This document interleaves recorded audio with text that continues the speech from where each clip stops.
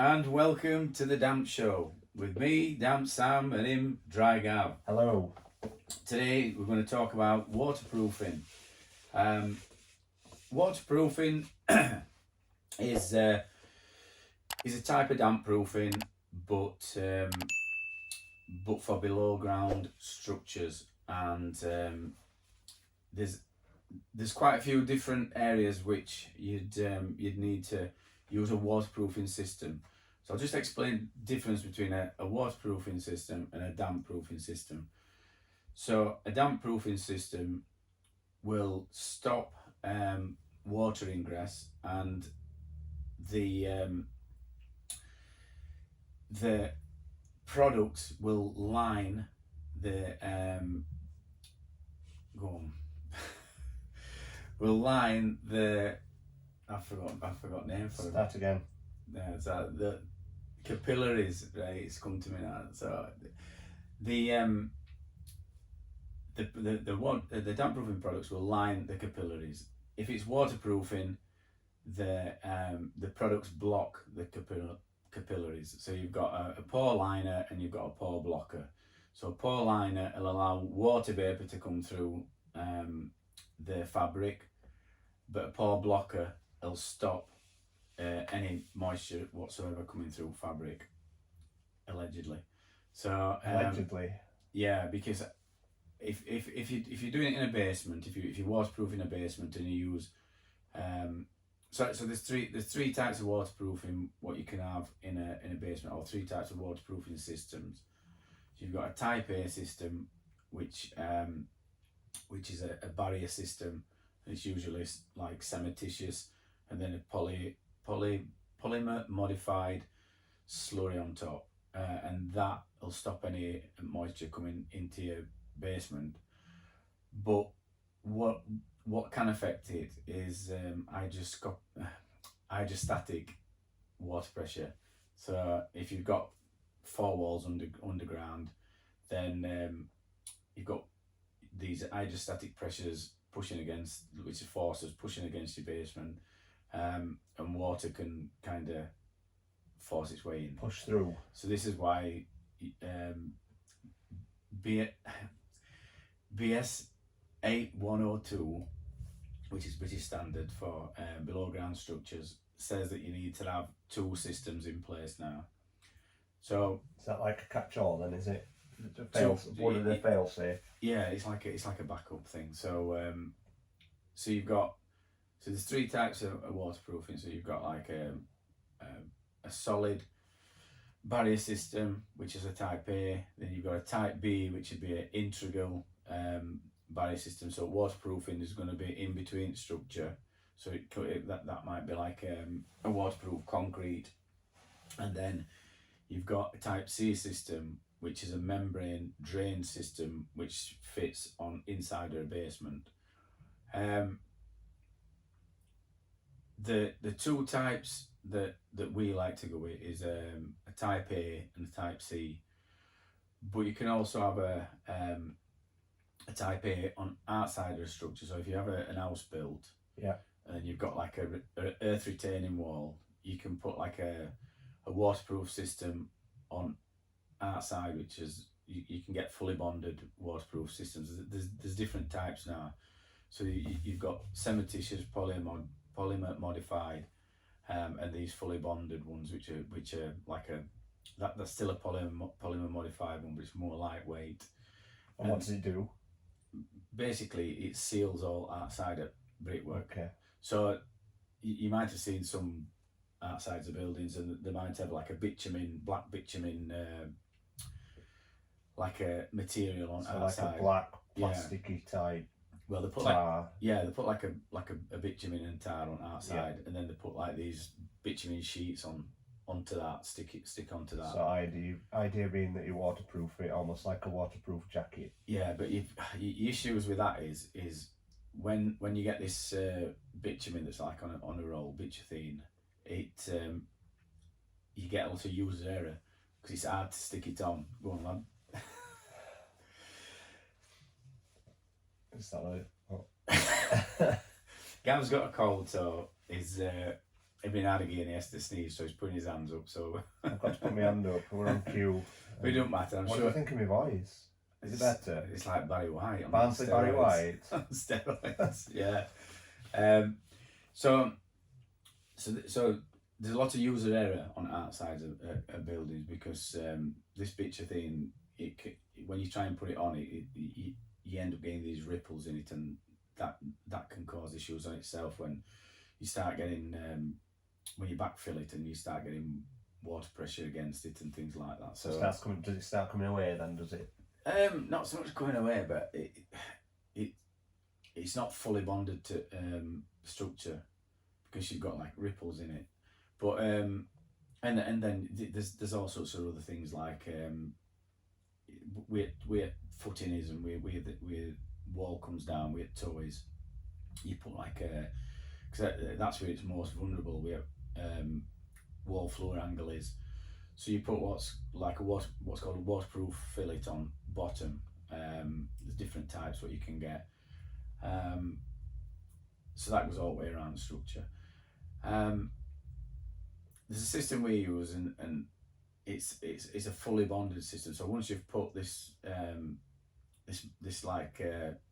material on, then you put a protection sheet up against it, which has got like a waxy paper in front of it, which allows, if you get any bricks, big heavy bricks, that's when you backfill it, it allows it to slide, and then it don't gouge areas out of stuff, because it's not like mega hard. It's still quite soft when you've left it on. But anyway, so that's a type A that can go on outside. You can have a type A on inside, and type B would go in middle, which would be like a waterproof concrete with a water bar on joints and things. What's a water bar? Water bar is like if you build like if you've got a concrete raft and then you'll have a kicker. So it's like where there's the concrete sort of kicks up, then you'd have like these reinforcing bars stuck out. Right, okay. So then they'd shutter that bit, and then they'd apply some more concrete. Well, that joint is vulnerable. Yeah. So what you have to do is you put like a water bar on, so it's like sometimes comes in a powder form, so you sprinkle it on all the way down, and then if any moisture starts to track across, then it kind of expands and stops this moisture going through. What does it do? Absorb it and then create a seal, or it kind of blocks it, just seals it all, seals the whole joint, and any pathways that might not be fully sealed. But so that's like on a type B system. But I mean, I like to use bonded system on outside, and then like type A on outside, and then a drained system on inside, which is a type C.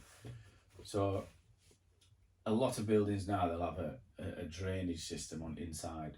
So you've got like a pump and a sump and a drainage channels. There's different types of drainage channels, which forms part of the waterproofing system. I mean, this is like a bit more advanced than waterproofing above ground. So this is like for basements and things. And is this because water table comes up? You're always probably going to be up against rising water table. It's not just water table, which is rising all the time due to so-called global warming, which I'm not. Oh, it said so-called global warming. Quotes. Yeah, because I'm not a fan, mate. You know, You're not a fan of global warming. No, I don't think. I just think it's. I think it's made up, and I think reason why it's made up is because you've got a lot of people who are getting money for research. A lot of universities that's getting money from governments, and they're doing research.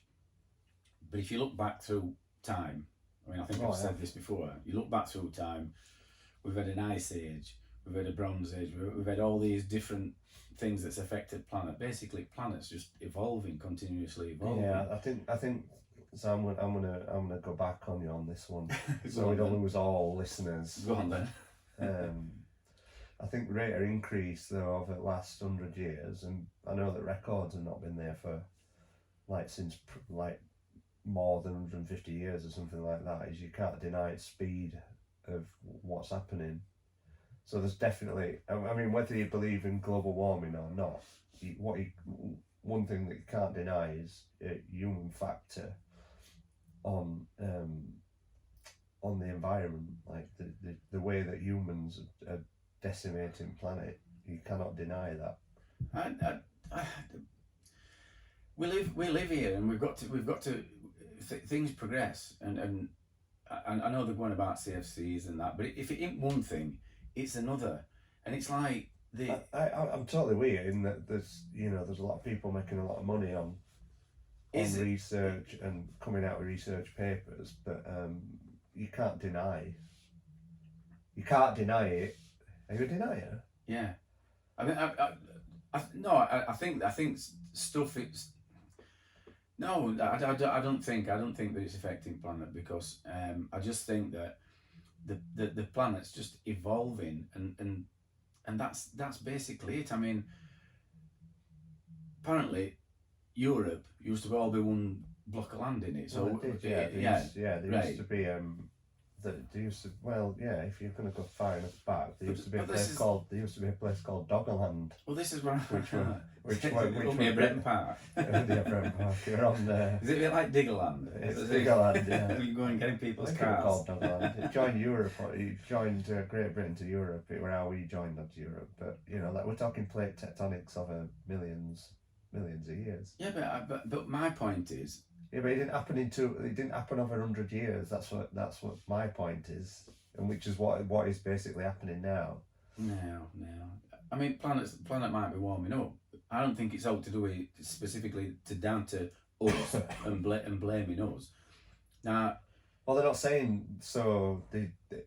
Everything that says it's our fault. Global war. Well, everything that says it's our fault. The global warming. Is not a term that's used anymore, is it? It's climate change. Well, climate change. Yeah.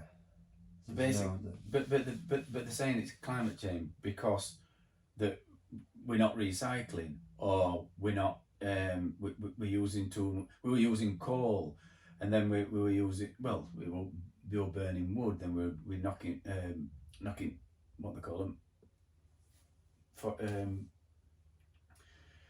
go on, in Brazil, forests. Rainforests. We're cutting all rainforests down. Oh, yeah. But yet they're telling everybody to have wood burners. Do you know what I mean? But there's a lot of industry, isn't there, involved in it? But like I said, there's coal in ground. They stopped getting that out. Well, coal's dirty fuel, isn't it?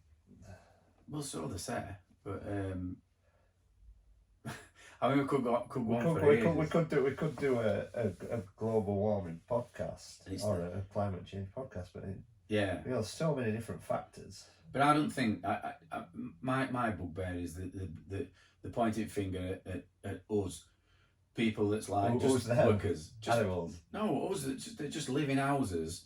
They get on with his lives. They go and we go to Asda or Aldi. You get your shopping. You come home. You watch telly.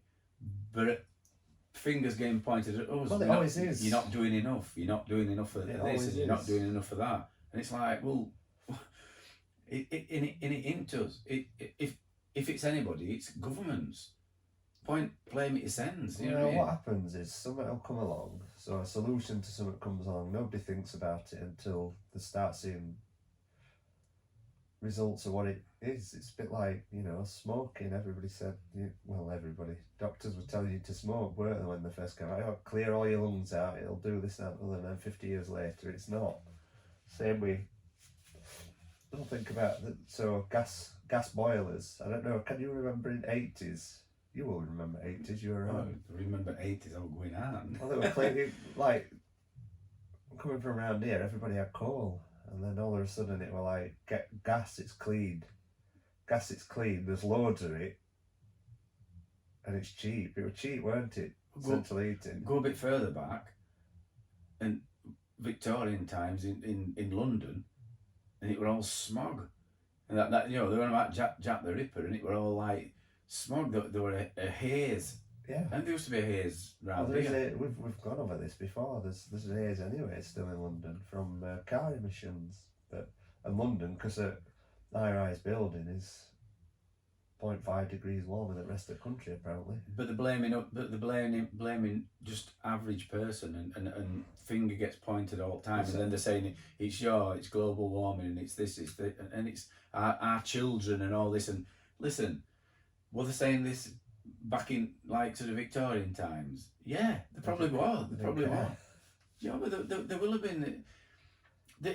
It's who's going to pay for it. That's what it is, and that's what it always comes down to. During Industrial Revolution, there were people called Luddites, and they didn't want change, so they used to smash all spinning jennies up and everything. Smashed spinning jennies up. Yeah. They're against industrial revolution. But you've got that now with what they call it, this so-called climate change. It's opposite though, isn't it? Surely. What? Well, Luddites are ones who are against changing to change for climate change, aren't they? So if we had more technology now. No, they wanted to stop progress, and I think things like, are you talking about these what are they called? The protesters? Yeah. Extinction Revolution. Yeah. So they're wanting to ban travel, aren't they? They want us to live a bit more harmonised communities, don't they? But then they're going, and it's your fault, and average person, it's your fault. I don't know, because at the end of the day, it's we can't change it all. You know what I mean? You can't vote for a government properly, can you? In England, so voting system's wrong. Governments are bent. One gets in, and there's no money left, and it's like, well, it's their fault. Everybody's pointing finger at them. It's their fault because they spent all money. I think what's happened. So we've veered quite a way off waterproofing now. I think what's happened in successive governments is it's all short-termism now. So it's whatever you can do to win your general election. You can make as many promises as you want, because in 10 years' time, chances are you're not going to be there anyway. So next person picks it up. So there isn't any sort of long-term vision for anything, but.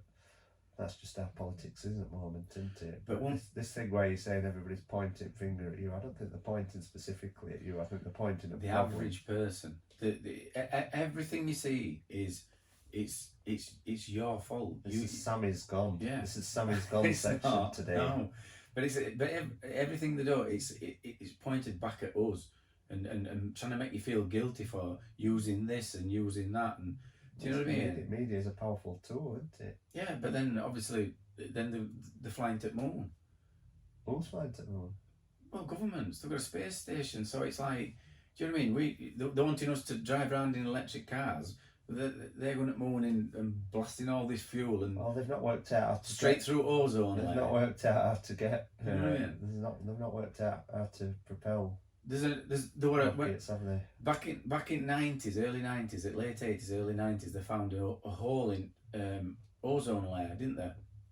Blamed us in Antarctica. Blamed everybody. It's your fault for having this, and your fault for doing plastic. With the North Pole. I think the thing at the time were then I think they were blaming CFCs, weren't they? With deodorant. But it's not there. It's our fault, but not government's fault for sending rockets up every 2 minutes and blasting it through ozone layer and. To smithereens. Have you any idea how much? Have you any idea what impact a single rocket would have on? It ain't just one rocket, is it? They're sending satellites. How many compared to the amount of cars in a single city? A rocket is nothing. They burn. Cars aren't going straight through ozone layer, are they? It's not a sort of piece of plastic. Yeah, you're not tearing holes through it. Well, fuel that sends you up is cleanest fuel you can use because it has to be. I'm not having it. But one thing I'll say on this subject is that I was watching a thing the other day because I was on about looking at investments and what I could invest in, and one of the things that come up. It were on a YouTube program, and I don't know whether Gav's seen this, but it's a thing called rain fuel. Have you heard of it? I have heard of it, yeah. Rain fuel, and yeah, you told me about it. I'd be very wary of it. Why? Because I've seen things like this before. Honestly, it looks like future because it looks like snake oil and all. No, we don't. basically, you set it up. You set these. You have like a board. It's friction from rain. It's friction from rain landing on it, but it's similar to they ended up. One of the funny things was guy who were doing it. Nigerian prince. No, they were English, and they were like inventors. But he kind of made this board and were dropping water on it, and they'd got a thing charged, like a dashboard fixed to it, so you could see how much power it was generating. And they were saying it generated more power than solar panels or wind farms. And then so it was producing more power than that on just like a little trickle. But who showed it? We've spoke about Theranos before, haven't we? They've thingied it in Japan. It's a university in Japan that probably were getting probably somebody with like a little screensaver doing it. But what he did was, this guy, because he was trying to think of ways to increase, water on thing, and he thought, well, I'll turn it into a water wheel thing. Yeah. So he kind of turned it into this water wheel. So he had all these panels. He had about 4 panels on a small on a water wheel, and then they ran water over the top of it. And I thought, you've just invented a water wheel. You could have put, because they've started doing that now, and rivers they've put these big not generators. What are they now that catch energy? Like used to get them on your bikes for your light. Can't think what they call it. But so basically, you've already got one with water power. Yeah, I've seen this. There's a lot of people who live off grid. They use like local stream and stuff like that. But this is really interesting, because you can, if you don't live near a river, you can just set it up. They said it's supposed to be ideal for our country because of the amount of rain that we get. Yeah. So because it generates more power than a solar panel, you can stick that in. You can stick them in your garden or whatever. So they could have it like as a, I don't know, we could have it on your roof as it, I suppose, if it were rate material, and then when it rains, every time it rains, it generates your power that can go back to the grid. So I just thought that was one of the cleanest energies that it needs to work. No, it does. It's only a concept though. They've been doing experiments on it. Listen, even governments said that they're going to start looking into it. Governments are looking into all sorts of stuff. About 15 years ago, when I worked up at college, we used to get IT guys in, and they were talking about, well, there's a low carbon centre, isn't there, up top at Hill? Yeah. And they were all about greener ways to do construction. So there are all sorts of stuff. They had like a biomass boiler, and they had walls that were made out of straw with it. They were quite interesting. So straw bales, timber frame and straw bales, and then plaster over the top. And I thought, how would they work? And they're really good, like 3 foot thick. Because you think, well, it's not right secure, is it? It's like basically wattle and knob, isn't it? I was saying they're hard to plaster onto. I think that one, problem. Well, you put chicken wire on them. Yeah, they're basically come in cubes and that. It was a good idea. Anyway, one of the things that came out of that was this fellow was claiming that he'd got this solar cell that you could stick onto a window, and you couldn't see. You could probably see it, but we never actually got to see it. He was like telling us what concept were.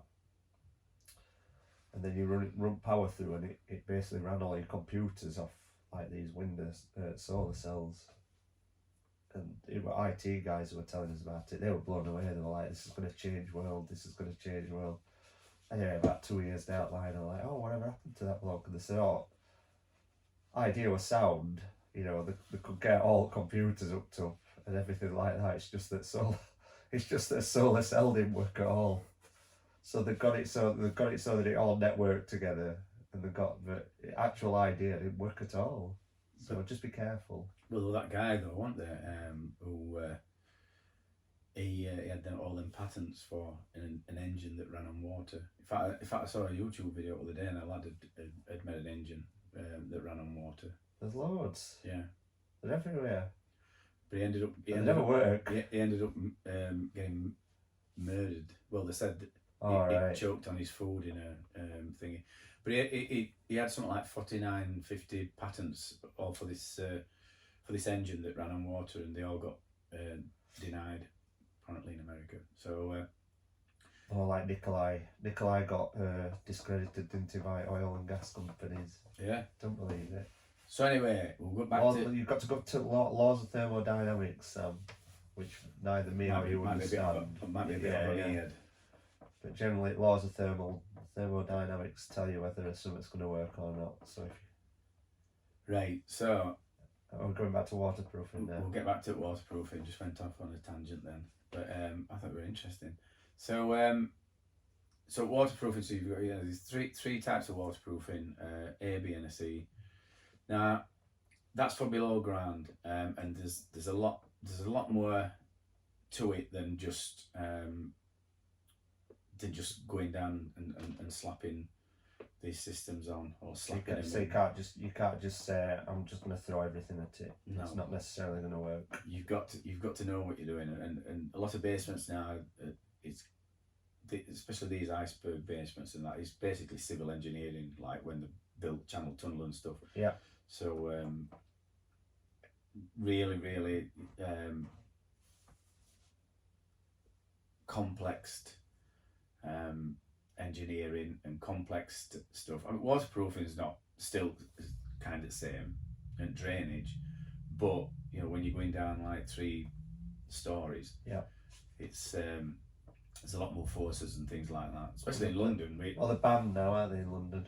So, in some areas, in some areas you still have them. I think you've got to apply. I think Windsor. I think they're banned in Windsor. I think nearly every. Well, they're building biggest, aren't they? The Windsors, Future King. Are they? Yeah. Bigger than a Russian billionaire. Yeah, it's massive. Sometimes I think it's at Crystal Palace. Is it at Crystal Palace? Wherever they live at minute, yeah, they're on about building underneath there. I've seen plans. One I saw that were most interesting was, I think, one way they were a Russian billionaire and it had a 5 or 10 metre diving board, which is like one at Metrodome, into a pool, and then they'd also got it. His sons played water polo, so then they could change.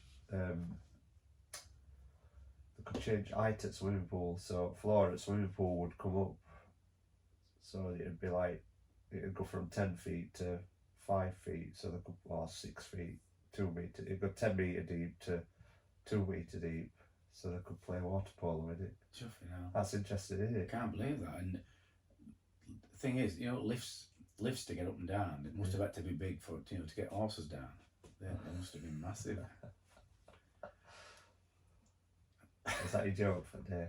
No, it's not a joke. That's true.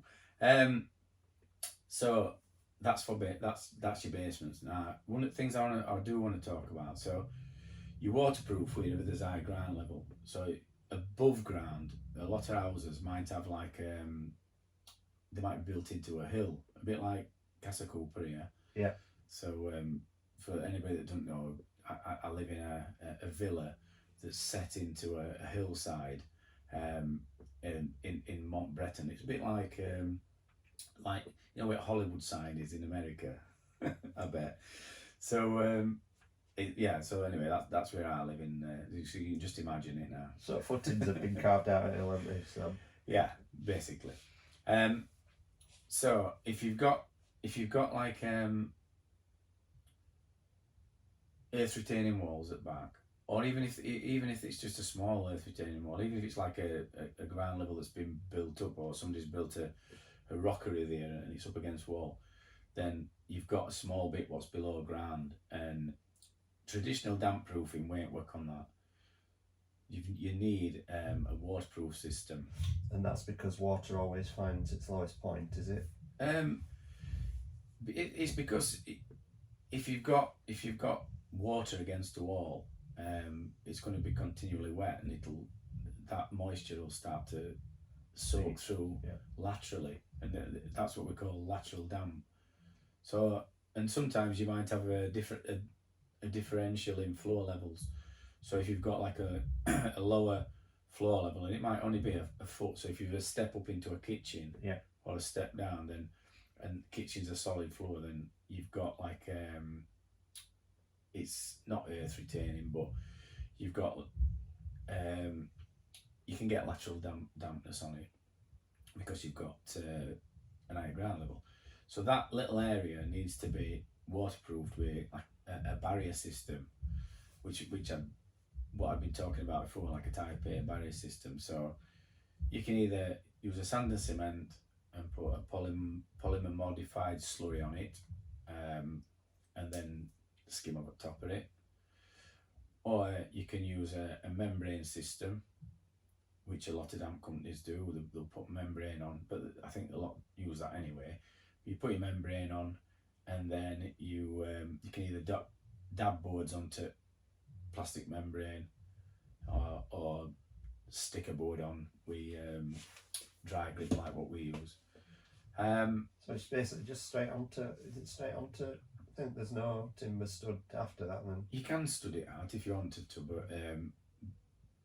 but it might be too thick. You know, you stud what's going to protrude too much. Right. So, but if you cut in, You'd have a big hollow in. yeah, if you've hacked it off up to a, I don't know, 120, your thickness of your plaster's only going to be around about, I don't know, between 15 and 20 mil.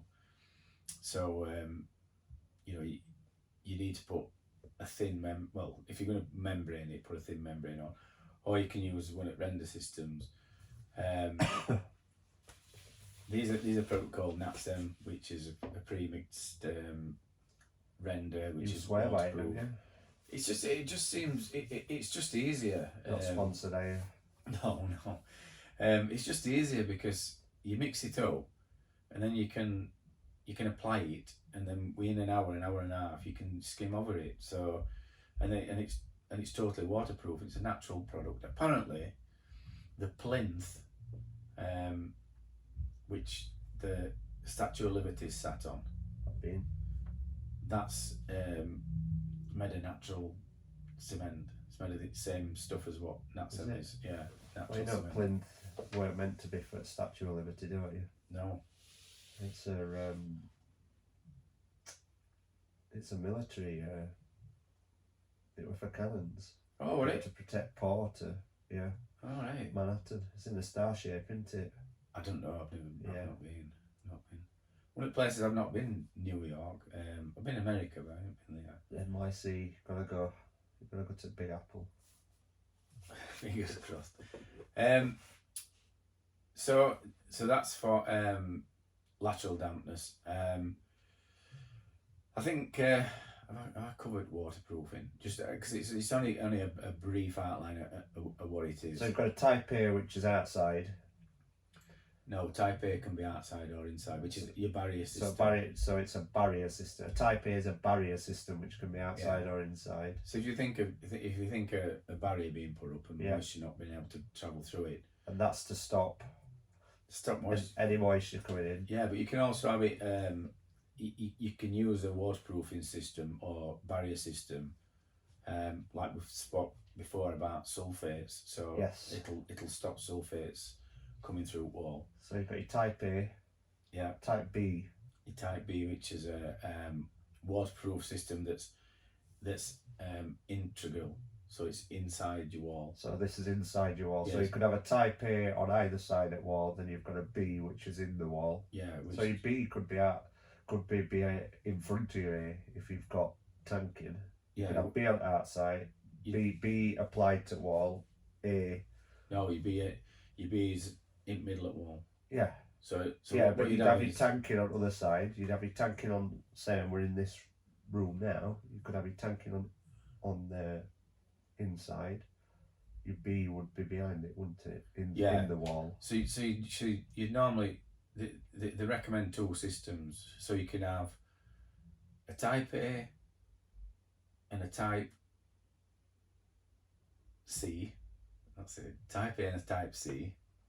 You can have a type B and a type C, and you can have a type A and a type B, but they recommend a drainage system inside.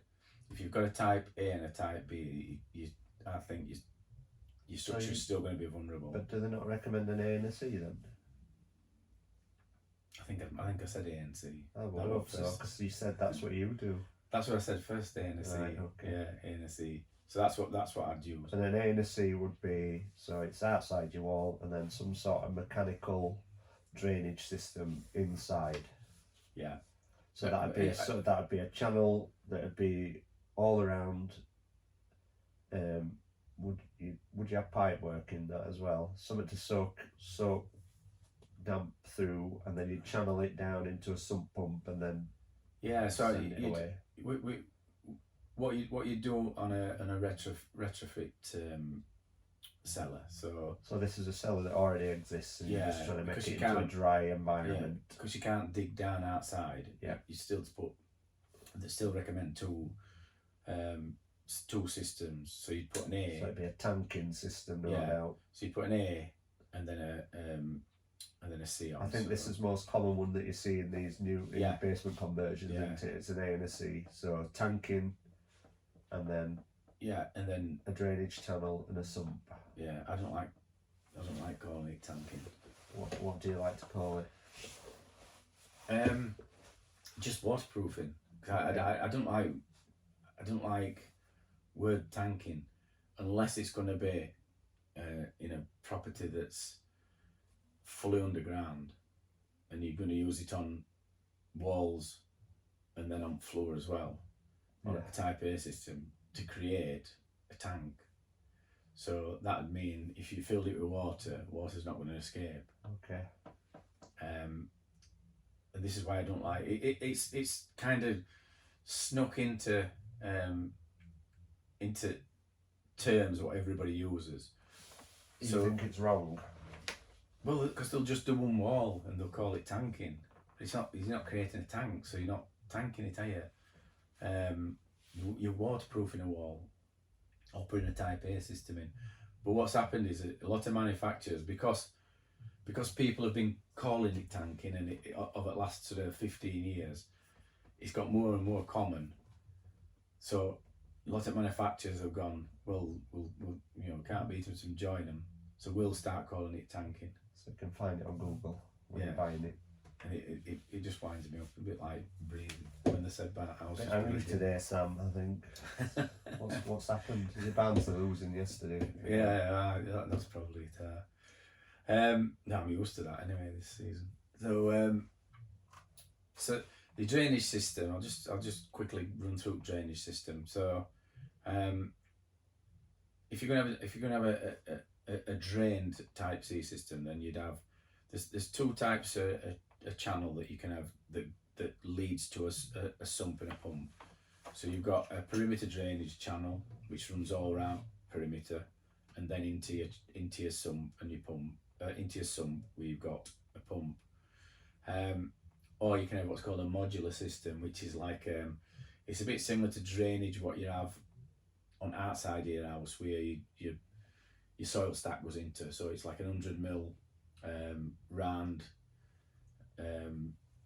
what's the word for it, stack or whatever, or tube or whatever, channel.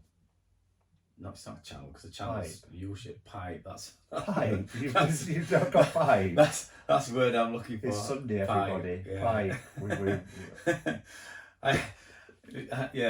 So pipe. You'll have to excuse me sometimes. I do miss words. It might be onset or Alzheimer's or something like that. But so it's an 100 mil pipe, and then that runs under your floor slab, and then you have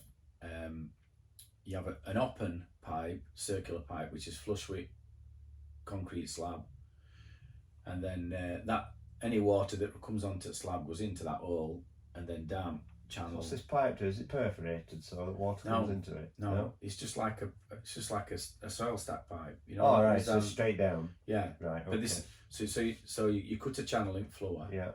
And then and then you have a bend on it that comes up, and then when you cast your floor, this is like level with floor, with top of floor, but it's open. Right. So you might, depending on the size of the room, you might have like a few. So you'll have one length more than one then. Yeah, so you might have one length coming up, and then you might have branches off. Yeah. Where there'd be like an hole in floor then. So you have all these holes in floor, and then when you put your Type C system on, your membrane goes off at top of this, and you kind of forget about it. So it's like it's almost like a fake floor over the top of it. Yeah, so it's like a raised floor. No, it's a 20mm membrane that goes on, and then you can have either put a screed down, or you can put a floating floor on top. Yes, that's what I'm trying to say. So I can't say floating today, obviously.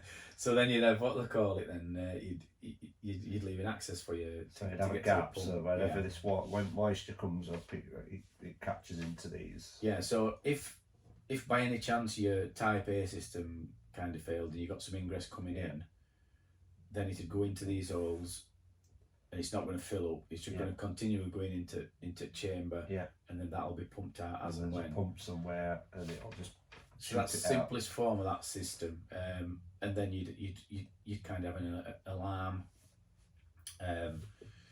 You have an alarm and a battery backup on your pumps, because they recommend to have 2 pumps. So you have one that's working all the time. If that fails, other one will kick in. So you have battery backup.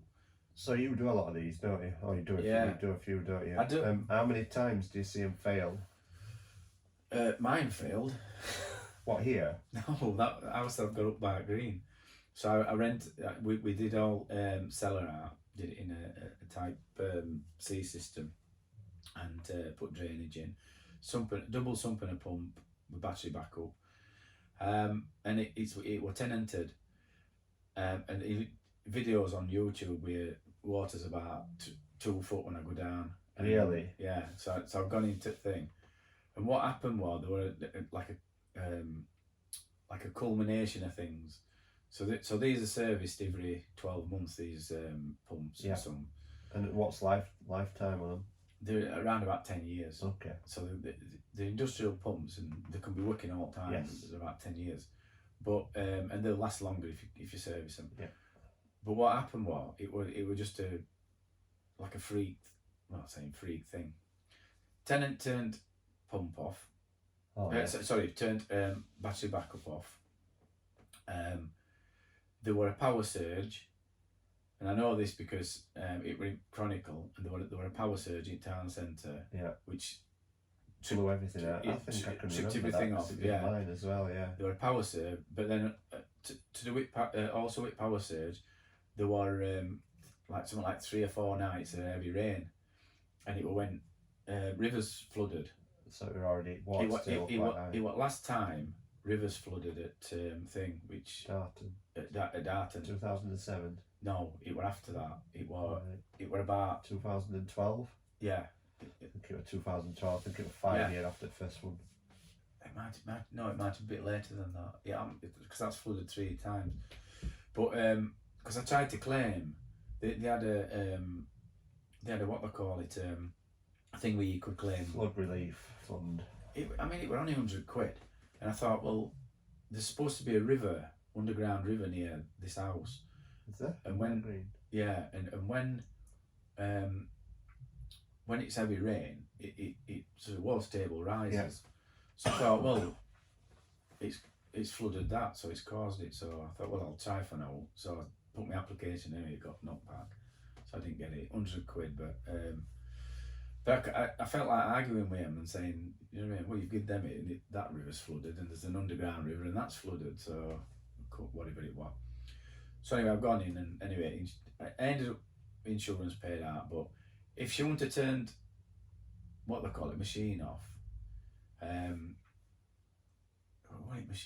battery backup. If she wouldn't have turned battery backup, why would she turn battery backup off? Were it a switch on wall or something? Tenants, isn't it? It's like it has to be there on a shelf, and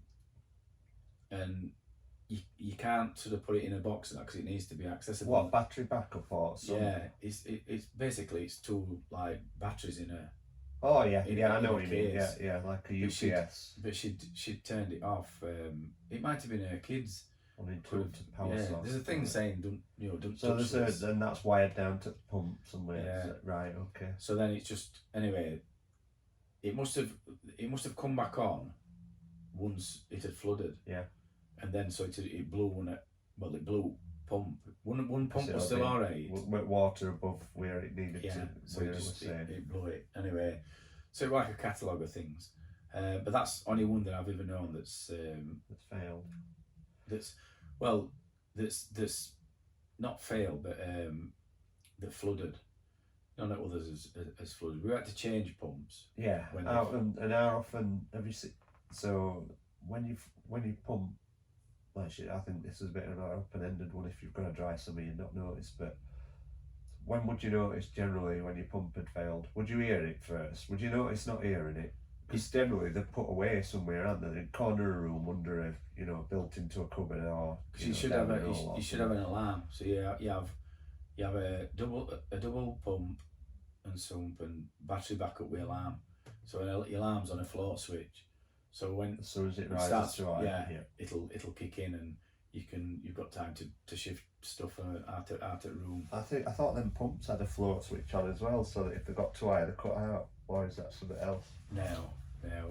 The pumps are on they've got a float switch inside them, so that they kick in when they get to a certain level. Right. But it's now you can have it on SM.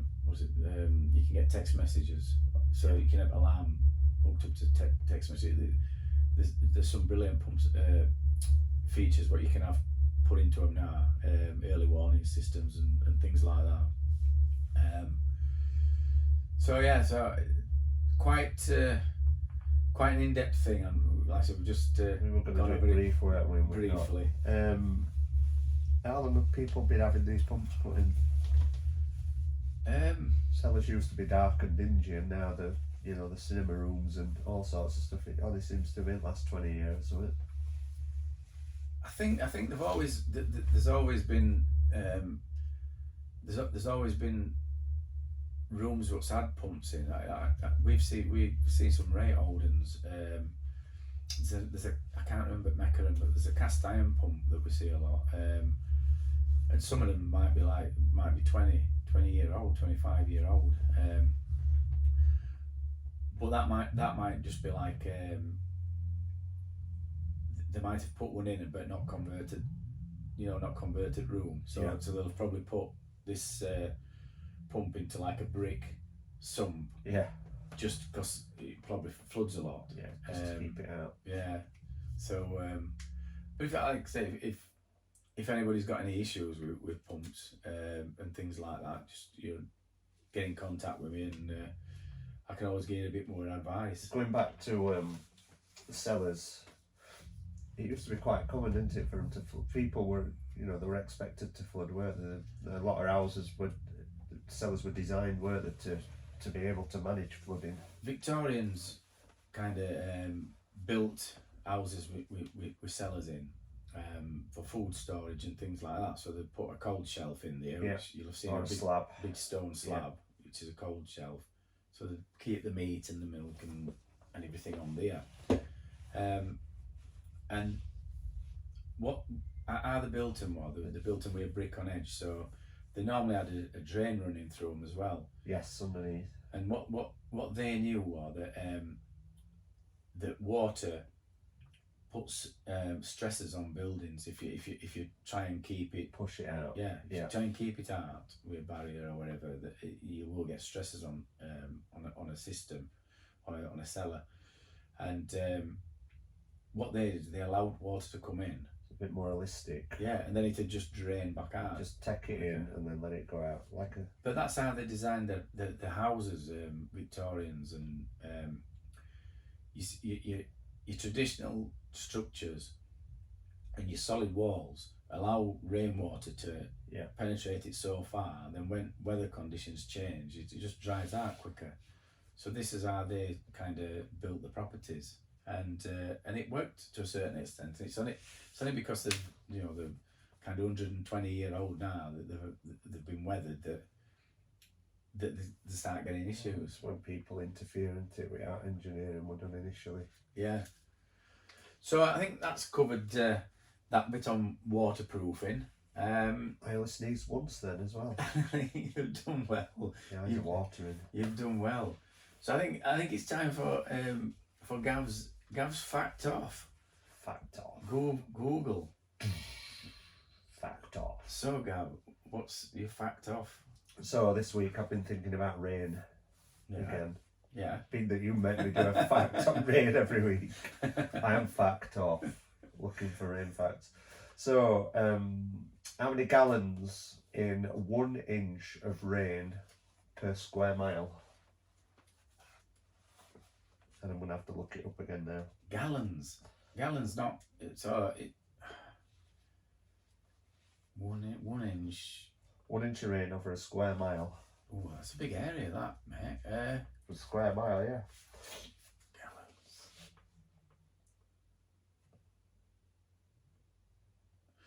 Gallons. I'll say 500 gallons. 500 gallons. I don't know. 500 gallons. Am I over or under? This is a square mile, an inch per square mile. I know. So I must be under a bit. Just a bit. You want me to tell you?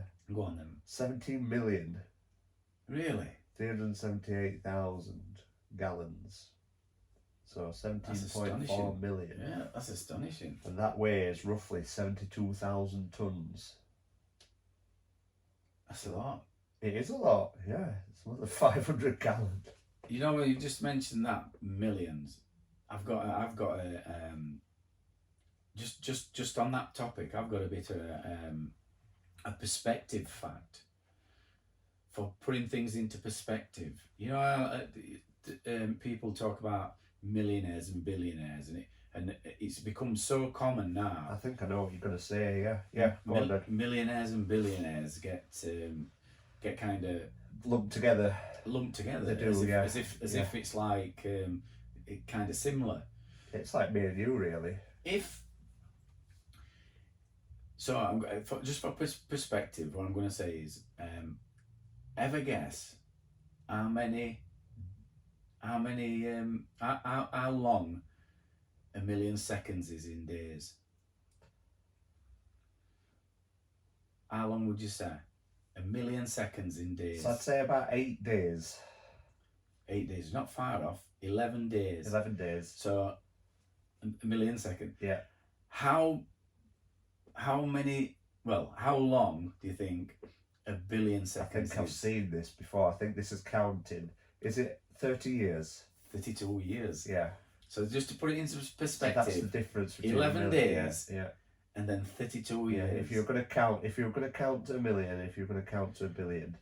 But I think that might be American million, which is 1,000 billion. million. It's got to be, isn't it? Yeah. 1,000 million, isn't it? Where ours is 100. A billion is 100 million in English. 1,000. Are you sure? No, we're 100 million. They're Yanks are 1,000 million. Is a billion. I'm not making a self sound very intelligent here, right? Right, so there's a difference between UK billion and American billion, isn't there? Right, so I'm gonna tell you this story now from when I went on site. Some site stories. So this had been about 1991, and I got asked. What air did we have then? Were we still flowing locks? Flowing locks. I used to tuck it. Flowing locks era. Yeah. So Manchester scene. I used to tuck it up into a baseball cap every day because when I was plastering, it's dusty. Yeah. So my hair used to go like white wire wool. So it used to come over and snap bits off. I just out of condition all the time. Dreadlocks. So I just used to tuck it all into a baseball cap.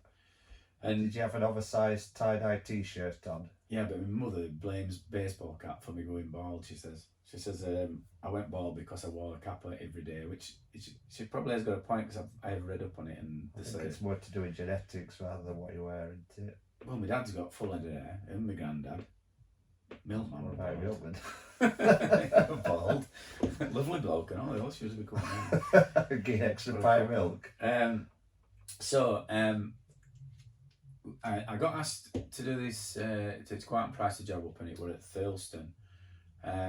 And he were a dentist. I've done some work at his house at the Green, and he just bought an old vicarage. Do you know where in Birchworth? In Birchworth. What's it called? Pub. Fountain. They just opened it, yeah. So we Fountain in Birchworth is on edge of Pennines, yeah, between Manchester and Barnsley. So if you're going if you're going out towards it's rural. You turn left to go to Fountain. Fountain, yeah. But if you go further up a bit further up, and you turn right, then you can cut across right down to Dunkirk pub. You know, okay, yeah. It goes through there. Yeah. But sort of about a few hundred yards down there, you'll see it. If you were driving down there, there's an old vicarage, and he just bought it, but it was like just dilapidated. There were loads weren't there around that time. Yeah. There were loads of old empty vicarages. There used to be one in Darton as well. So he wanted me to do plastering and stuff. Anyway, he wanted me to like start doing work, and it was a big job. Massive, have windows in massive it. Job. Yeah, but he were renovating it. And when I'd done all plastering that, and he asked me if I'd put this cornice up. He bought this cornice, and it was big. It was like I'm going like that because that's how I used to showing his hands, palms and hands. So it was sort of, I'd say, span of a hand. No, I'd say it was about a thumb width, about that much. So about 2.5 inches bigger than my hand either end. All right. Width at cornice, and then they came in 10-foot lengths. So they were fibrous plaster, and it were not second floor. Now floor to ceiling were about I'm just trying to think now. There were 13-foot battens, and I could turn one and stand it on end. So there were high ceilings. Yeah, and I had to use them bandstands to you know bandstands, like no, they're like metal stands what builders have. Yes. They used to use them for bricklaying, but I don't think they can now. It's a scaffold, everything. But so it's basically like almost like a ladder turned sideways with a platform on. So back, legs fold out. Yeah. So back then as well. So I had these bandstands where I'd got off somebody, old rusty things, but so I'd set them up, and I used to all plasters back in 80s and 90s, they used to use beer crates to stand on. Oh yeah. Well, I got a load off somebody, and best beer crates were Off-Meister ones, them yellow ones. I remember. I used to work in a bar. They were thick ones. Yeah, I've still got one out here. Actually, Newcastle Brown ones were best, but they only held about 9 bottles until they were thin. Yeah. But Off-Meister ones, Alston Pills were there. No, Alston Pills. Alston Pills, yeah, they were. Yeah, that were it. They were yellow and they were quite thick. So and they stacked well, didn't they? Yeah, and I ended up getting a load. So I took them, but I had to like fill my pickup up with them. So I had to do like 2 journeys because the crates used to take all pickup. Yeah. And that's all I had for standing on. So I took them all through to the job, and so I set it up, and it were on top tier of this bandstand, and full, kind of nearly full length at battens, and I'd got this batting on top thing, and I'd done 2 at the side of each other, and I'd been up and I'd marked everything and stood and marked everything like on top thing, and it were fairly high. And what I did was I put the crates into into some steps, so I could go 1, and then there were 2, and then on to 3. Yeah. And then I could step onto. How many crates did you have? Like 50? Loads. I had loads. I just pyramid of Alston Pill. Yeah, because I used to tie them together with SCN, so they were already right height. And back then sometimes I used to do a ceiling, and I used to fully scaffold it. So I used to have loads of these crates to fully scaffold the ceiling. Like Fred Dibner here. It would, mate. I could ruin now just thinking about it. It was just so hard plastering back then.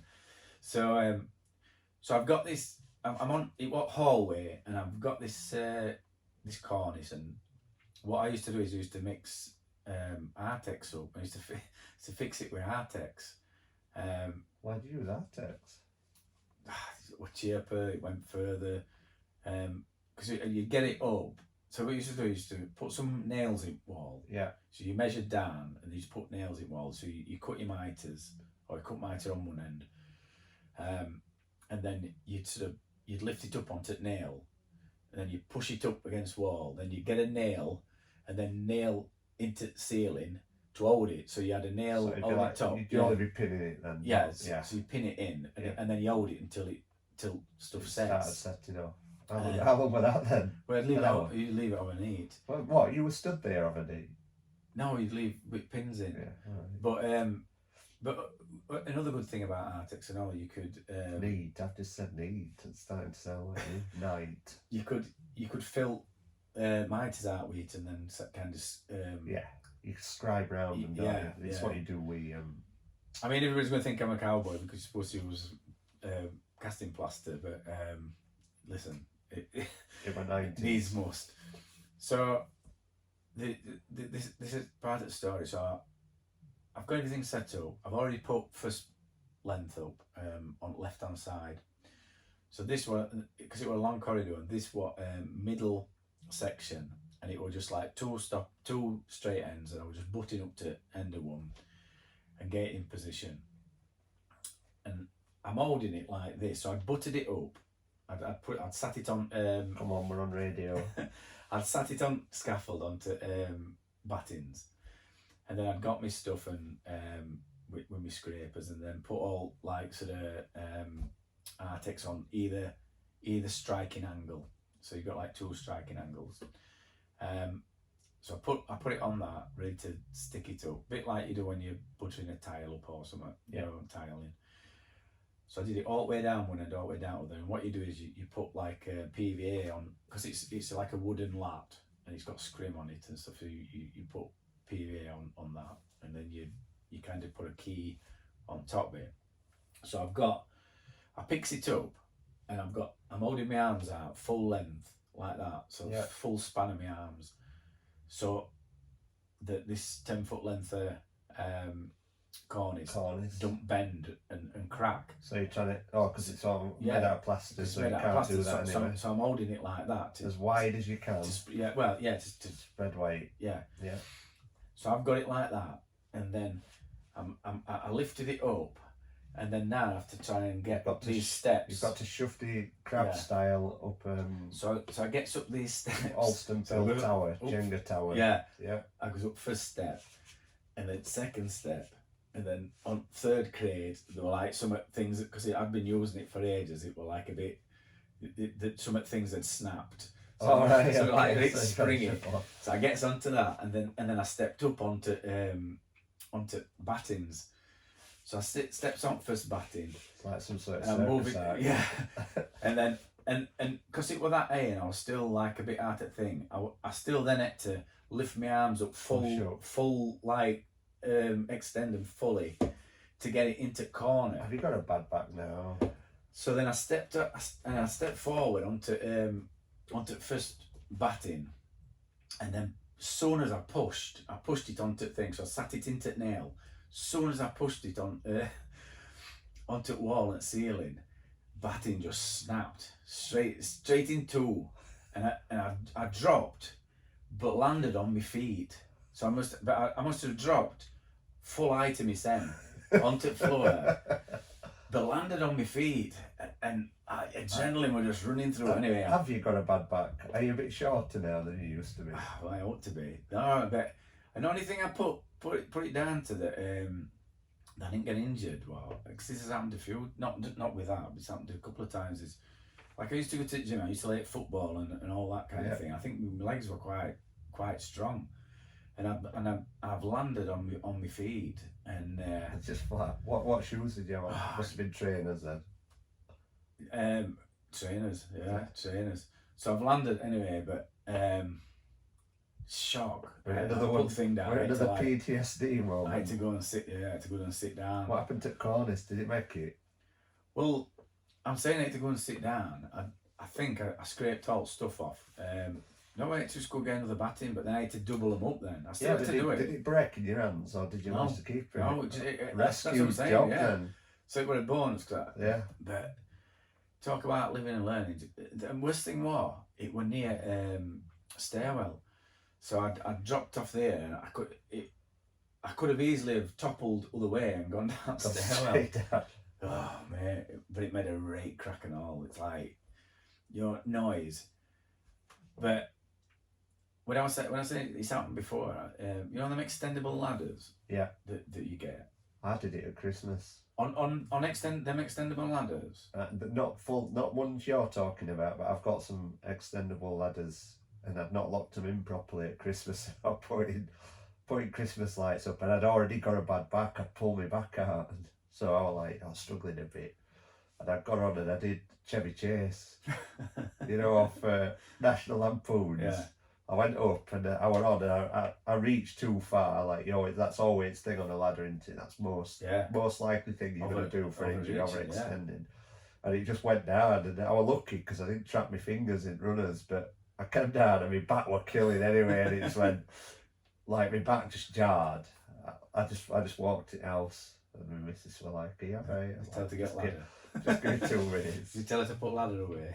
Yeah, I went out and finished job, but... This one was, and I've seen them ladders you've got. You tried selling them, I think, didn't you? After. No, did you see a picture? Can you remember a picture that I put No, on? no, I can remember you saying, "Does anybody want some extendable ladders?" I might dig picture out to go with YouTube video. I'll see if I can find it.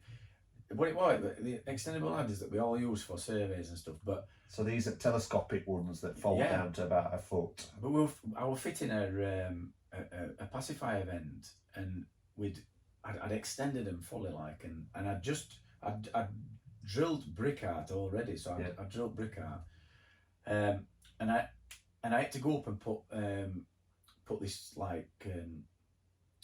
put vent actually into all that were already thinking, and I got up there, and there were a bit of stuff stopping vent going in, so a bit of gobble underneath. Yeah. There was stopping vent going in. There's always something in there. You think you've got it perfect, and you have to just grind out a bit more. Yeah, so I got back up with and bear in mind it weren't cordless either. It was wired SDS. It was SDS that were wired. So I got up with one hand, and as soon as I went like that to get this bit off, they just all collapsed like dominoes. They just went, and I fell down all ladders like that, holding thing. But again, I landed on my feet, but it was inside top rung. So every rung shut apart from top 2, and I ended up with my leg through top 2. Yeah. But they were all bent and just smashed in and everything. Ladders, and I didn't break my leg. I don't know. I'll dig photo out. Anyway, this one thing. So I'm just thinking, well, it must be me. I must not have locked him or something or whatever. But then there was this thing on. I bought him off the internet, and there was supposed to be a decent Mac. And then I was watching. It was about a year and a half later. I was watching Watchdog, and they said there'd been loads of fake these ladders. Really. And what they've been doing is they've been selling them to proper shops and distributors. Yeah. But what thing is that were fake? Certificates saying that they'd been through all tests. Right. And they said, "Are you test or are you know that it's a fake is?" So he extended these ladders, and he kind of bent them either ways because they're only supposed to have so much tolerance. Right. And so that's how basically plastic and aluminium, aren't they? That's what they are. These are aluminium, and it's plastic. But they were coming from China, so they'd made them fakes, but got fake. That look real. Certificates, BBA certificates or whatever they were. So that was just like you know what I mean? I was I bet I had better than fake ones because I bought them off the internet. So and it was like I said, I thought I'd got a good Mac. Thought I'd got a good Mac. So that was me. That was my near-death experience for this week. So, Gaff, I think this is part of the programme where we say, Gav is gone. Gavin's gone. Have you got a rant for us? We've got two, haven't we? We've got two this week. We've already spoken about it. Go on then. So the Barnsley Football Club, I'm not going to go, let's not go into that one. That's Not until they're relegated. Well, it's business practices, isn't it, of the owners of Barnsley Football Club who are trying to run it as a legitimate business but seemingly self-sacrifice. And so they've got short-termism, haven't they? Everything's short-termism these days. So for those that don't know, Barnsley are the only Championship football club, or any football club that's got billionaire owners. Are they richest owners in Championship? Combined because they've all got different. There's all these shareholders. Consortium. I think combined wealth, they're all consortium is probably richest in. I bet they're not. I think there's only them Newcastle owners and Man City owners that's got more than them. So third highest owners, Yeah. let's say, highest earning owners, billionaires, 30 years worth of counting billionaires that do not spend a single penny on investment. They've owned club for 5 years, is it now? Yeah. They bought other clubs though. They bought 6 other clubs. They've got 10. They've got 10 at minute apparently. Yeah. 10 I clubs. don't want us to turn into Red All Over podcast, but they've got this business model whereby they want to make the football club a viable, which is quite an honourable thing really, isn't it? They want to make it a viable business, which is anybody who watches football or knows anything about football is most football clubs are not viable businesses. They run on debt. They're basically toys for billionaires, aren't they really? Some manage to make money out of them, but it's very few and far between. And Championship as a league is probably, I'd say, probably worst in Europe for accumulated debt. I think average debt's about 50 million, is it, something like that for a club in Championship?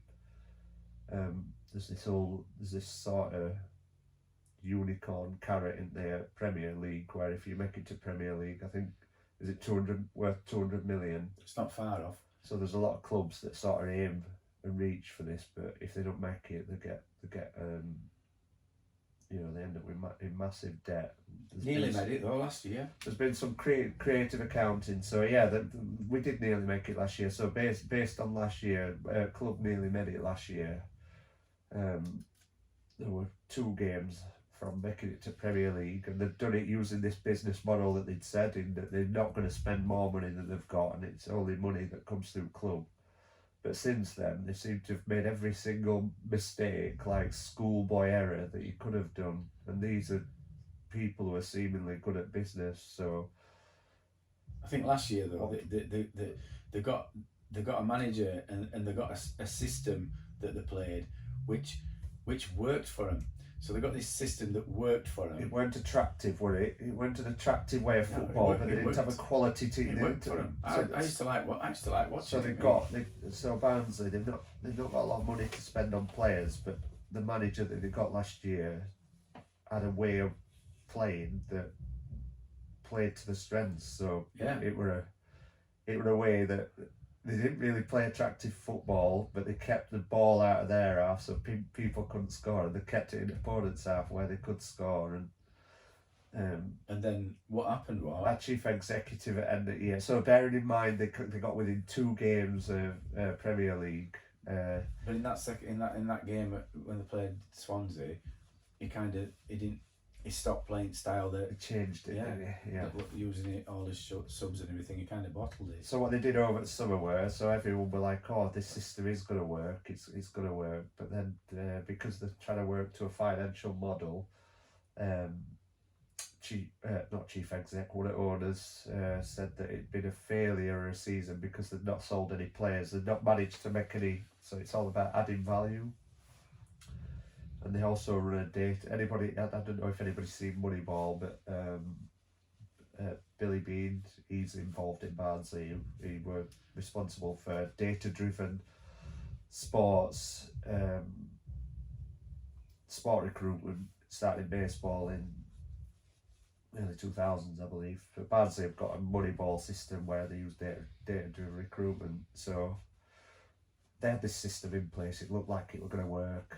People had like really high expectations. Well, not really high expectations, I would have said this season. I would have said that Barnsley is a team that historically has been, probably in the last 20 years, gone up and down. It's been a team that, they're in Championship and then they drop down to League One and then they come up. They might have 1 or 2 seasons. They're always lowest spenders. There's never been a big budget. Most people who live in Barnsley can accept that. So bearing in mind last season they had one of the lowest budget teams, but got so far. People thought that this system were working. Of course, at summer they allowed the chief executive to leave. He were on a two-year deal, which had come out, but for some reason they'd no idea that he were leaving in summer, so it left them without a chief executive in summer. The captain left, who were out of contract. That's fair enough. He were out of contract and they knew he were going to be going. It took him a long time. Manager left as well, but manager were on a clause to leave. Barnsley historically will sell anybody or any value, so I think they thought they'd get some value out of it. So triple whammy in summer. Backroom staff went. All the backroom staff went. So as a fan, you're thinking, well, what have we got going for us this season? So you think, oh well, they've got something planned. So they signed 2 players from Belgium, an Austrian manager with no experience in championship football. They didn't allow him to bring his staff with him either, did they? So he got away of playing. Called Marcus Shop. This is going to be a long ride. It's going to be as long as the podcast is. Anyway, so the calamitous sort of pre-season, followed by 2 new Belgian players, but then it turns out that Belgian players didn't have visas, but club told people initially that they weren't fit. So this is the thing that annoys me about Barnsley, is that rather than coming clean and saying they're messed up, they'll just lie. So they told everybody they weren't fit, and they might not have been fit. Well, one of them definitely weren't, but they didn't even have visas to play. So we bearing in mind we'd lost these players in August. I think they played the first games in October. Went on a 10 game losing streak, 11 game losing streak. Then decided to sack manager. Got another manager in that had no experience whatsoever. 2 strikers that they bought from Belgium weren't bought using the data-driven recruitment process that they'd had. It was just one of the owners thought they'd be a good buy because they'd add value. One of them has played about 7 games in 7 years. So it's just been a complete...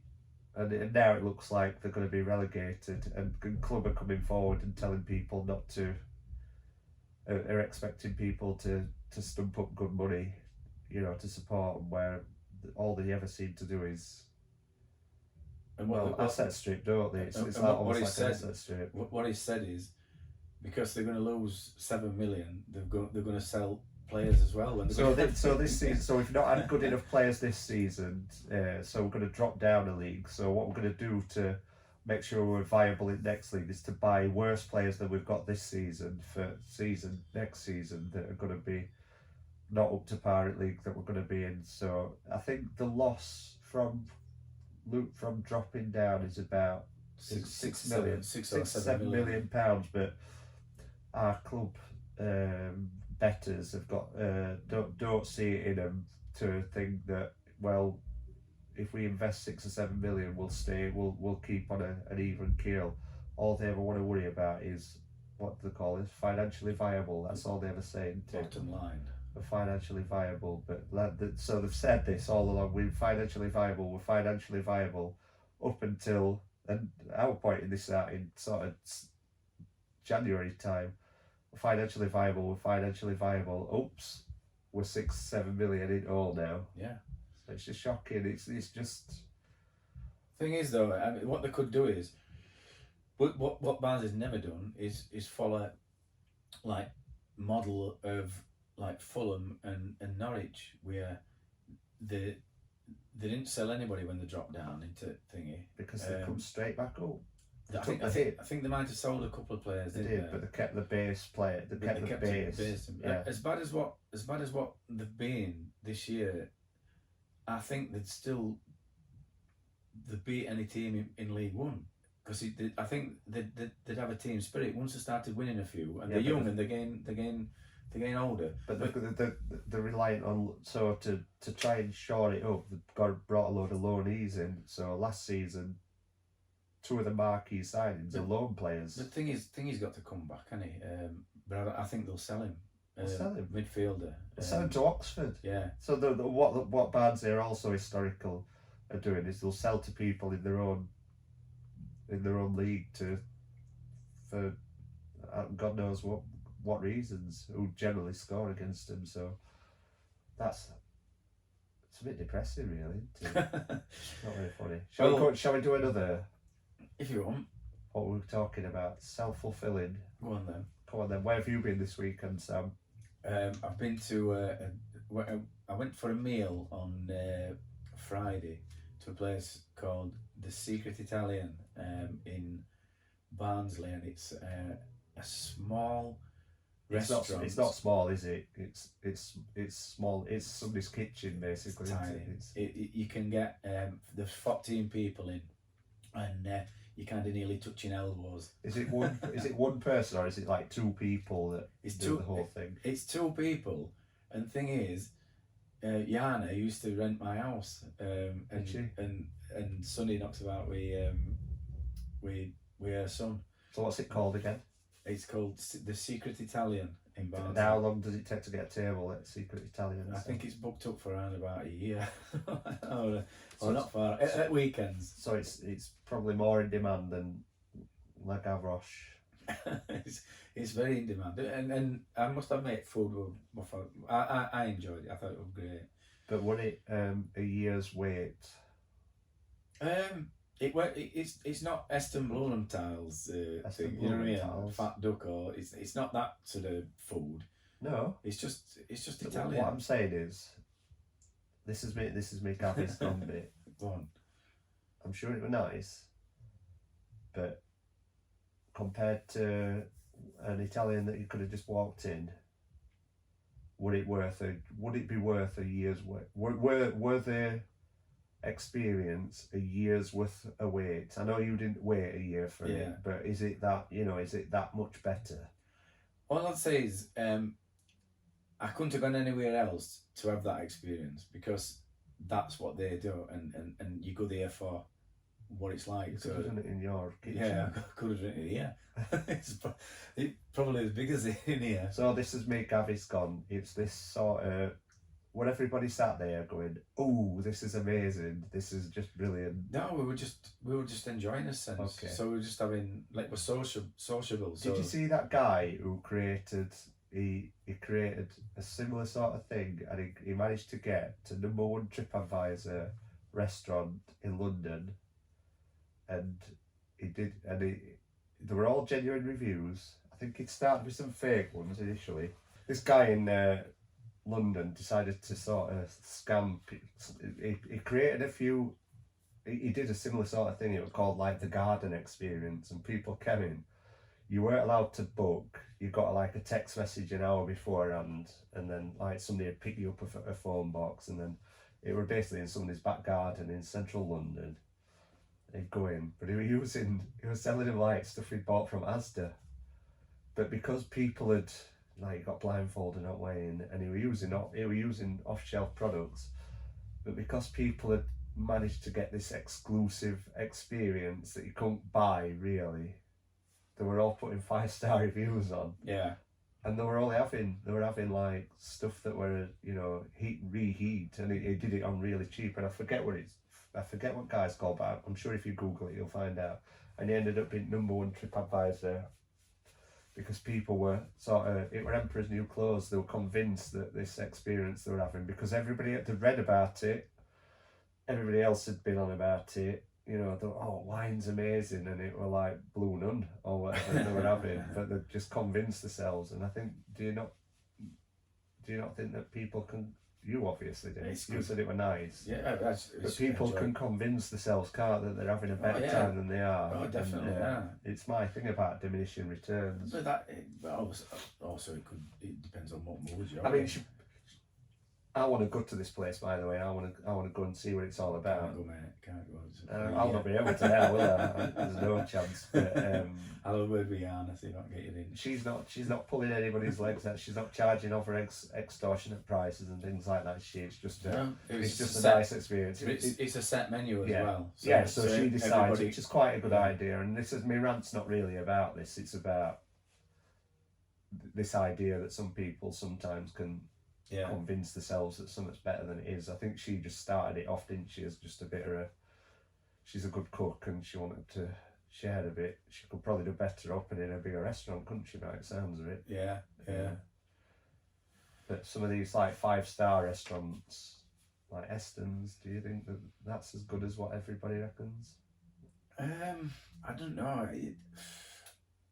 It's an experience, isn't it? So it's it is. It's an experience. It's something that you're not going to get at different. You know, I mean, you're not going to get it at. I don't know. I watch MasterChef quite a lot, and there's always something new every couple of years. It's like a new technique or a new food that you've not, and like one person does it and you see it all the time, but like it's a top chef does it. Like I forget what it was. A couple of years ago, it was like scorched lettuce. So they'd stick lettuce on and burnt lettuce, and if it were me or you doing that, they'd be like, what is this idiot doing? But because it's a top chef, it's like, oh, what an idea. It's an amazing idea for him to do scorched lettuce. And it's just like, but you see it and everybody else is doing it, then it's like, it's convincing everybody that, this is a new thing. Because now, if you went up with a menu from 70s, you'd get laughed out of there, wouldn't you? I know.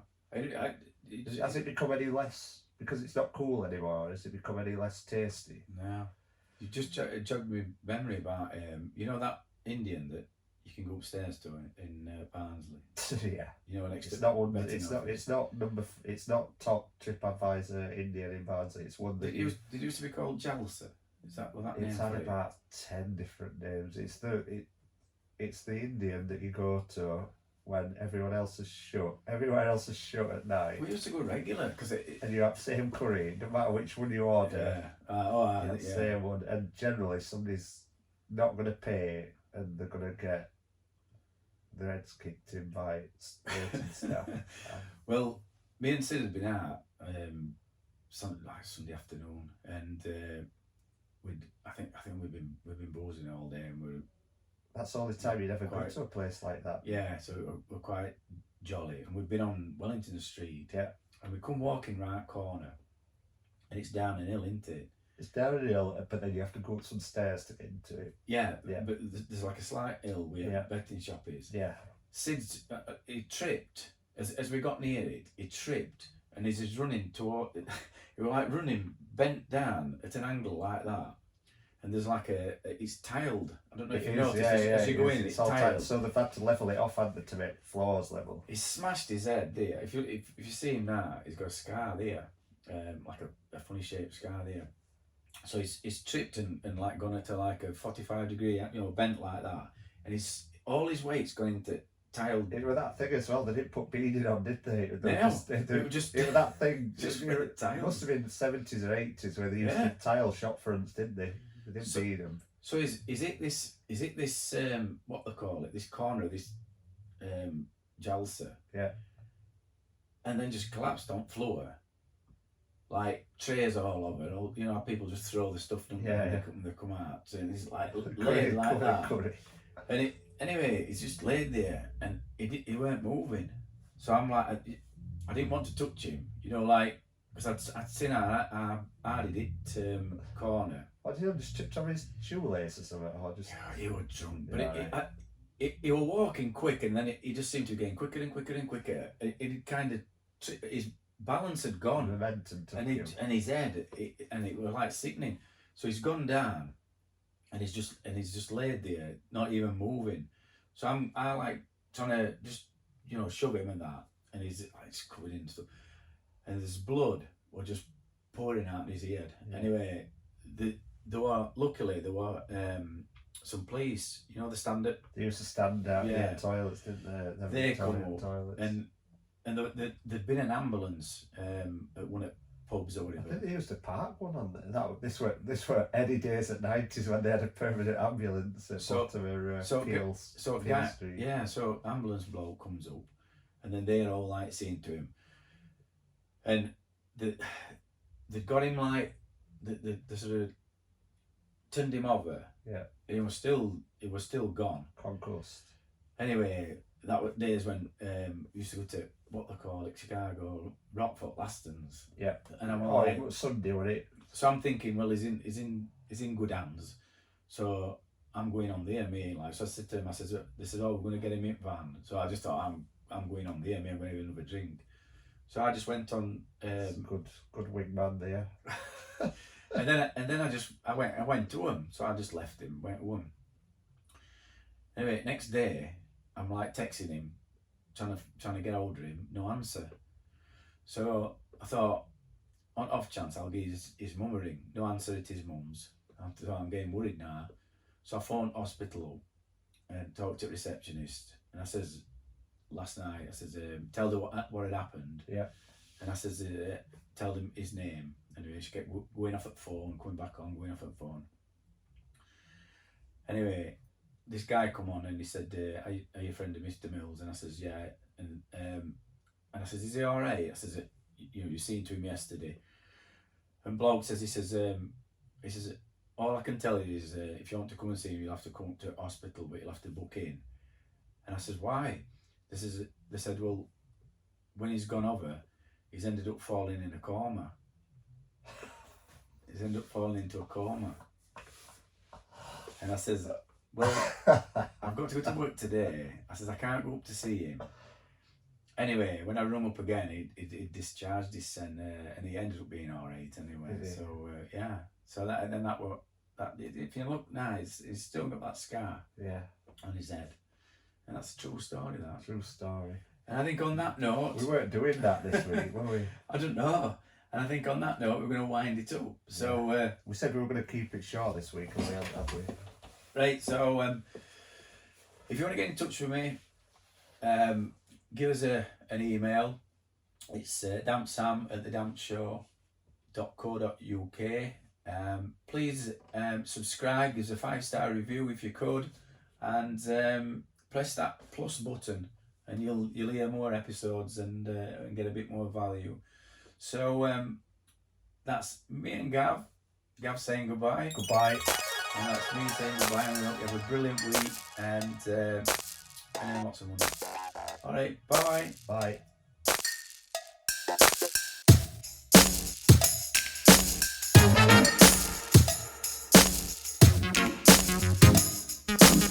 Bye.